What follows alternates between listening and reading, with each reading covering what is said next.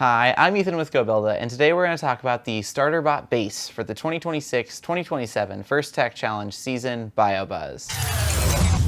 Now, the StarterBot Base is a new concept for us. This is a pre-season release of StarterBot materials, so it comes out before kickoff or the game is revealed for this upcoming First Tech Challenge season, and it includes elements of the StarterBot, but not the entire thing. This year, the StarterBot Base includes a chassis and an intake. There will be more components of the StarterBot that will be released at kickoff when you also hear about the entire game that you'll play in this First Tech Challenge season, but this is a small chunk that you can build on top of when the full StarterBot materials will be released. This will give you a head start in assembling your StarterBot. These basic components of the bot will stay the same even when we get to the full StarterBot, which will be released at kickoff. Now, it won't only give you the opportunity to have a head start in assembling the StarterBot, we're also really excited about the possibility for teams to get started on interacting with game elements early. This year, we're interacting with these wiffle balls called pollen. They're about 3 inches in diameter, and the primary way we interact with them in the StarterBot Base is through this intake system. Now, this is a pivoting intake, which lets us get really precise with how far it is off the ground.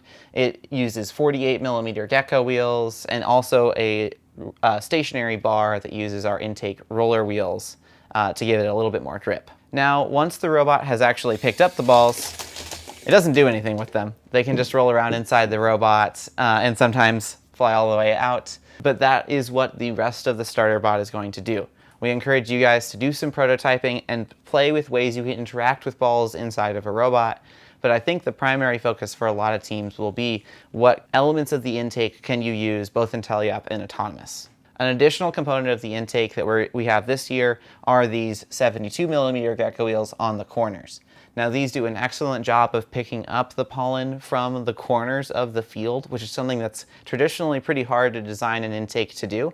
These do a great job of pulling the pollen right into the robot's intake so they can pick them up right away. This is a key way to increase the effectiveness of an intake, and we're really excited to see how teams modify these to make them even better. Now, the chassis side of this robot is a 6-wheel drive, so it's got 3 wheels on each side, 1 unpowered Omni wheel, and 2 powered traction wheels. That Omni wheel is actually on our drop center plates. It's raised up by 2mm, which really increases the maneuverability of this chassis, and it drives great. Last year, our StarterBot was on a 4-wheel drive, and the 6-wheel drive that's shown off here just does such a really great job of pivoting around the center and driving super intuitively. Now, this year, we also have a Mecanum drive variant of the StarterBot Base. There will be a Mecanum drive variant of the entire StarterBot as well. It'll, of course, require additional components than just the parts included in your FTC starter kit, like the strafer chassis and these 1222 mounts.